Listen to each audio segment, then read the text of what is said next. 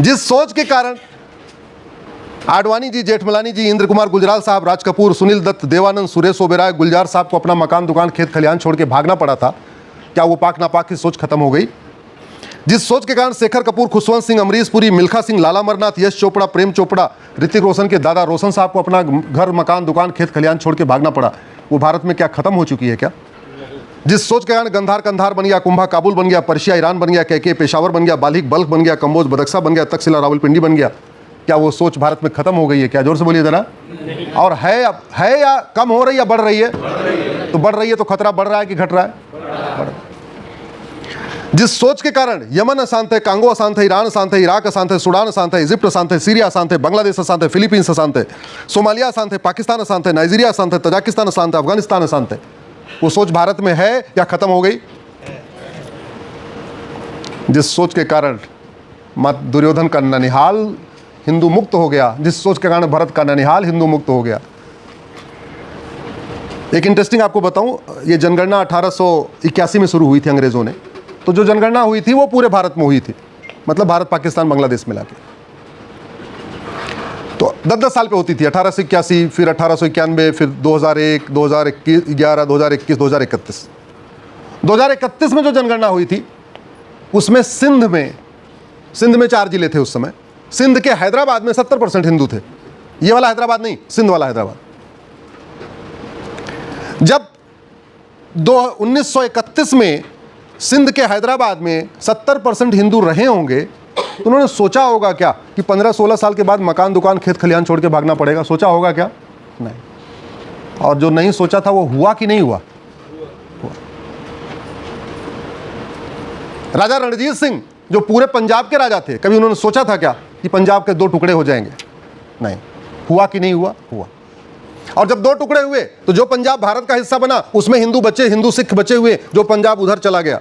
हमारा एक शक्तिपीठ है वहां पे, क्या नाम है उसका, जो पंजाब पाकिस्तान में है? हिंगलाज माता। हाँ, वहां पे दिन में बस 2 बार 2-4 लोग आते हैं, बाकी कोई आता नहीं है।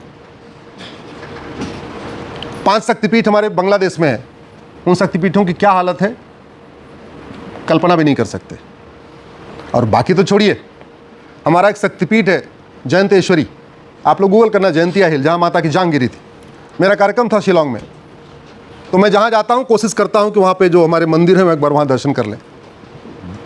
मैंने वहाँ आयोजकों को बोला कि भाई मैं जाऊँगा, शिलांग आ रहा हूँ, क्या करना है? बोले साहब ये घुमाऊँगा, वो घुमाऊँगा, चेरापूंजी घुमाऊँगा।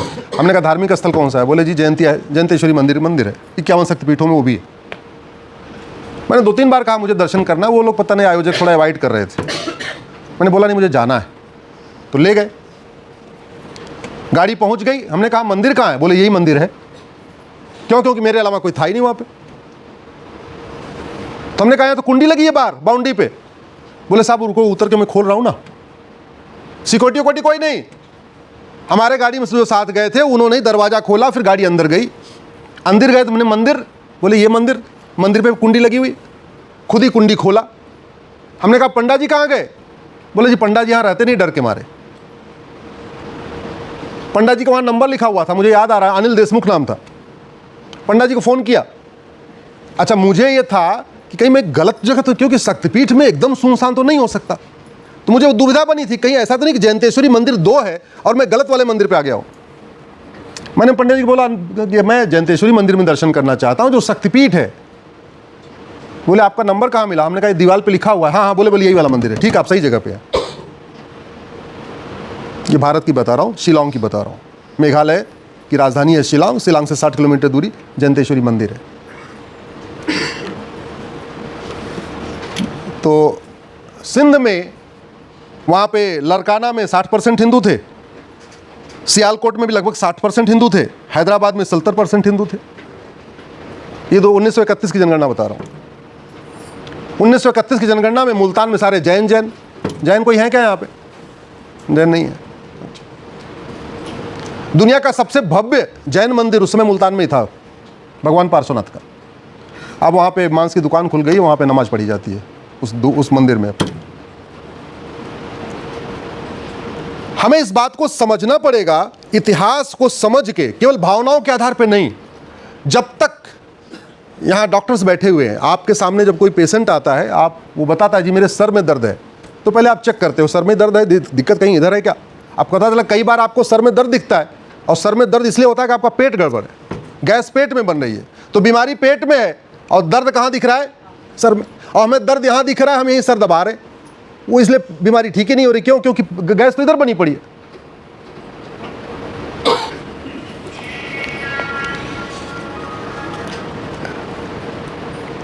उपाध्याय एक टाइटल होती है, मतलब कास्ट नहीं, उपाध्याय टाइटल है। जैसे जैन में भी टाइटल, जैन में भी उपाध्याय होते हैं। तो और उपाध्याय बेसिकली प्रयाग और अयोध्या के पास पाए जाते थे पहले। राजा स्कंद गुप्त थे, बोले जी हमको कुछ उपाध्याय दे दो, 2000 उपाध्याय दे दो, हमको जगह जगह उनको बसाना है पूजा पाठ के लिए। जो उपाध्याय चटगांव गए वो हो गए चट्टोपाध्याय, जो उपाध्याय मुखगांव गए वो हो गए मुखोपाध्याय, जो उपाध्याय बंद गांव गए वो हो गए बंदोपाध्याय, जो उपाध्याय गंगा सागर गए वो हो गए गंगोपाध्याय। तो गंगा सागर वाले गंगोपाध्याय बचे हुए आजकल गंगुली कहलाते हो, मुखगांव वाले मुखोपाध्याय बचे हुए हैं आजकल मुखर्जी कहलाते हैं। चटगांव वाले जो चट्टोपाध्याय थे वो खत्म हो गए, अब वहां न चट्टोपाध्याय बचे न चटर्जी बचे। क्यों? महाभारत में एक द्रौपदी का रोल किया है, उनका नाम है रूपा गांगुली। देखा होगा आपने महाभारत वाला सीरियल, बी आर चोपड़ा वाला। एक दिन हम लोग बैठे थे तो बताने लग गई, बोले मेरे पिताजी मुझको लेके भागा है, नहीं तो हमसे निकाह करने की योजना बन गई थी, और छोटी थी वो, रात में लेके भागे हमको। स्वाभाविक सी बात है, आपने महाभारत में देखा है तो बचपन में सुंदरी रही होगी। क्या वो सोच खत्म हो गई क्या? जोर से बताइए जरा। नहीं। जब सोच खत्म नहीं हो रही है तो उस सोच को कैसे ठीक किया जाए, जब तक इस पे चिंतन नहीं होगा तब तक बात नहीं बनेगी। जिस स्कूल के कारण पूरी दुनिया में आतंकवादी संगठन बन गए हैं, उन स्कूलों की संख्या भारत में बढ़ रही है, घट रही है? बढ़ रही है। आप लोग गूगल करना डेजिनेटेड टेररिस्ट ग्रुप, तो आपको 60 आतंकवादी संगठनों की लिस्ट आएगी। अबू सयाफ, अदन अभियान, अल हरमैन, अल इतिहाद, अल नुसरा, अल कैदा, Ansar al Sharia, Ansar al Dine Islam, Ansar Dine, Boko Haram, Haqqani network, Harkatul Jihad, Harkatul Mujahideen, Harkatul Ansar, ISIS, जैसे मोहम्मद, जैसे मुजाहिरीन, जमात लहरार, लश्कर तैयबा, लश्कर जहांगवी, सिमी, PFI, इस टाइप के।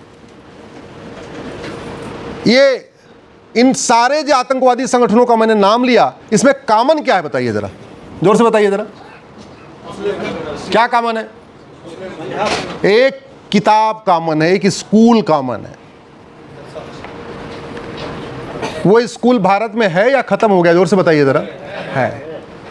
आप लोग गूगल करना, biggest Jamaat of the world,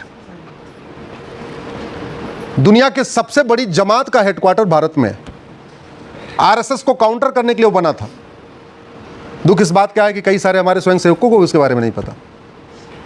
संघ अपना बना 1925 में और वो जमात बनी 1926 में, और आज की डेट में 150 देशों में काम करती हो। और सबसे बड़ी बात कि भारत में आज की डेट में 99% लोग उस जमात को जानते ही नहीं है। उस पर अरब ने बैन लगाया, अरब उस जमात से परेशान है।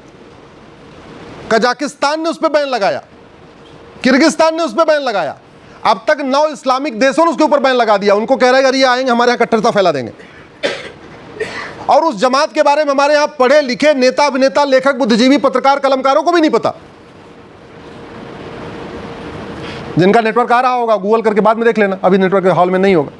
गूगल करना biggest Jamaat of the world, फिर आपको पता चलेगा। उसका हेडक्वार्टर दिल्ली में है, संसद और सुप्रीम कोर्ट से 5 किलोमीटर की दूरी पे। हम किस खतरे में जी रहे हैं, हम किस साये में जी रहे हैं, शायद हमें समझ में नहीं आ रहा है। जिस सोच के कारण 1192 में कुतुबुद्दीन ऐबक ने 27 जैन मंदिरों को तोड़ के कुतुब मीनार बना दिया। 1305 में खिलजी ने सरस्वती मंदिर तोड़ के भोजशाला बना दिया। 1373 में सिकंदर शाह ने शिव मंदिर को तोड़ के अदीना मस्जिद बना दिया। 1377 में तुगलक ने अटाला देवी मंदिर को तोड़ के अटाला मस्जिद बना दिया। 1410 में खिलजी ने रुद्र महालय को तोड़ के जामी मस्जिद बना दिया। 1528 में बाबर ने अयोध्या में जन्मभूमि को तोड़ के बाबरी बना दिया। 1529 में संभल में औरंगजेब ने श्री हरि मंदिर को तोड़ के जामा मस्जिद बनवा दिया। 1552 में अहमद शाह अब्दाली ने भद्रकाली मंदिर को तोड़ के उसको जामा मस्जिद बना दिया। 1659 में औरंगजेब ने विश्वनाथ मंदिर को तोड़ के ज्ञानवापी बना दिया। 1670 में औरंगजेब ने मथुरा के जन्मभूमि को तोड़ के ईदगाह बना दिया। वो सोच है या ख़त्म हो गई? जोर से बताइए ज़रा। आज तक हमने कभी ये भी नहीं सोचा और हम चर्चा भी नहीं करते कि अगर उनको नमाज पढ़ने के लिए मस्जिद चाहिए थी तो मस्जिद आराम से बना लेते। अयोध्या में जगह की कमी थोड़ी थी, अरे अभी भी जगह है। मथुरा में जगह की कमी थोड़ी थी, अभी भी जगह है। काशी, मथुरा, भद्रकाली, भोजशाला, अटाला जो हमारे मंदिर थे उनको तोड़ के क्यों बनाया? बगल बना लेते, बगल बना के आराम से उसमें नमाज पढ़ लेते। उनको नमाज नहीं पढ़ना था, उनको हिंदुओं का स्वाभिमान को चलना था। उनको पाक नापाक का जो सोच बनी थी ना, इसकी वजह से तोड़ा। और दो विषयों पे मैं भारत के किसी भी बुद्धिजीवी से सार्वजनिक बहस करने के लिए तैयार हूं कि भारत में मुगलों ने एक भी नया शहर नहीं बसाया, बसे बसाए शहरों का केवल नाम बदला। और अपने शासनकाल में मुगलों ने कोई एक भी नई मस्जिद नहीं बनाई समतल स्थान पे, यहां बने बनाए मंदिरों का गुंबद बदला। यह कड़वी सच्चाई है। और आश्चर्य होता है, इसके बावजूद, ये जानने के बावजूद अगर लोग फिर भी अगर मुगलों के साथ खड़े हैं तो फिर आप उनको देशभक्त कैसे कह सकते हैं? कैसे आप उनको अपने साथ, जब उनका मन आज तक नहीं इतना हो पाया कि हाँ यार वो आक्रांता थे, आए चले गए, चंगेज फंगेज चले गए, हमारा क्या लेना देना, हम तो पहले कोई केवट थे, कोई कुर्मी थे, कोई ब्राह्मण थे, कोई क्षत्रिय थे, कोई त्यागी थे, कोई शर्मा थे, कोई नाई थे, कोई धोबी थे, सब यहीं के रहने वाले। आज भी उनको अपने जड़ से लगाव नहीं है और अभी भी उनको उनसे लगाव है, बाबर, हुमायूं, तुगलक, गजनी, गोरी, खिलजी से। तो फिर वो सोच बदली कहाँ? और सोच अगर नहीं बदली तो खतरा फिर ठीक नहीं हुआ। जब तक सोच नहीं बदलेगी तब तक व्यवस्था नहीं बदलेगी। जिस सोच के कारण मुर्शीद खान ने कीर्तेश्वरी मंदिर को तोड़ के उस स्थान का नाम मुर्शिदाबाद कर दिया, मिर्जा खान ने विंध्याचल को मंदिर को तोड़ के मिर्जापुर बना दिया, जौना खान ने जमदग्नीपुरम को जौनपुर बना दिया, मुजफ्फर खान ने विदेह को मुजफ्फरपुर बना दिया, होशियार खान ने विराट को होशियारपुर बना दिया, गाजी खान ने गजप्रस को गाजियाबाद बना दिया, फरीद खान ने तिलप्रस को फरीदाबाद बना दिया, फरूख खान ने पंचाल को फरुखाबाद बना दिया, मुराद खान ने रामगंगानगर को मुरादाबाद बना दिया, बेगू खान ने अजातशत्रुनगर को बेगूसराय बना दिया, शरीफुद्दीन ने नालंदा बिहार को बिहार शरीफ बना दिया, दरभंग खान ने द्वारभंगा को दरभंगा बना दिया, हाजी शमसुद्दीन ने हरिपुर को हाजीपुर बना दिया, जमाल खान ने सिंहजानी को जमालपुर बना दिया, अहमद शाह ने कर्णावती को अहमदाबाद बना दिया, बुरहान ने भगनापुर को बुरहानपुर बना दिया, होशंग शाह ने नर्मदापुरम को होशंगाबाद बना दिया, अहमद शाह ने अंबिकापुर को अहमदनगर बना दिया, तुगलक ने देवगिरी को तुगलकाबाद बना दिया, उस्मान अली ने धाराशिव को उस्मानाबाद बना दिया, फरीद खान ने मोकलहार को फरीदकोट बना दिया, मुजफ्फर खान ने लक्ष्मीनगर को मुजफ्फरनगर बना दिया, शाहजहां ने गोमती नगर को शाहजहांपुर बना दिया, बख्तियार खिलजी ने नालंदा को बख्तियारपुर बना दिया, करीमुद्दीन ने करीमनगर बना दिया, महबूब खान ने महबूबनगर बना दिया, अली मीर ने अलीपुर बना दिया, भाग्यनगर को हैदराबाद बना दिया। जिस सोच के कारण ये सारे स्थान बदले गए, अगर वो सोच खत्म हो गई है तो फिर आप नाम बदलो तो सबको स्वागत करना चाहिए। आप भाग्यनगर, हैदराबाद को भाग्यनगर बनाओ, फिर तो सबको स्वागत करना चाहिए। परसों एक सवाल पूछा गया था माननीय संघ चालक जी से, आप सबने अगर कुछ लोगों ने देखा होगा तो आपको ध्यान होगा, वो सवाल पूछा क्या करना चाहिए। उन्होंने भी बोला भाई आक्रांताओं के नाम पे सड़क मोहल्ले गलियां क्यों? और इससे बड़ा खतरा यह बना हुआ है कि ये कहने में बहुत आसानी हो गई है कि महाभारत रामायण काल्पनिक घटना है। क्यों? क्योंकि जो महाभारत कालीन स्थान थे, जो रामायण कालीन स्थान थे, वो मिल ही नहीं रहे, सब बदल गए। महाभारत में 5 गांव था, वो 5 गांव ढूंढो, आपको भारत के नक्शे पे नहीं मिलेगा। ना तिलप्रस मिलेगा, इंद्रप्रस्थ मिलेगा, ना सोनप्रस्थ मिलेगा, ना पानप्रस्थ मिलेगा, ना गजप्रस्थ मिलेगा। गजप्रस्थ गाजियाबाद हो गया, तिलप्रस्थ फरीदाबाद हो गया, पानप्रस्थ पानीपत हो गया, सोनप्रस्थ सोनीपत हो गया और इंद्रप्रस्थ दिल्ली हो गया। तो आपने महाभारत में सुना भगवान कृष्ण कह रहे 5 गांव दे दो, युद्ध नहीं होगा, युद्ध नहीं होगा, युद्ध नहीं होगा। भारत के नक्शे ढूंढ के दिखाओ, नहीं है। और जब उसको रिक्लेम करने की बात बोले तो कम्युनल है। तो 2 ही तरीका है, या तो कम्युनल बन के साफ साफ उसमें आप एक्सेप्ट कर लो, और नहीं तो दूसरा रास्ता। सोच बदलेगी। सोच कैसे बदलेगी?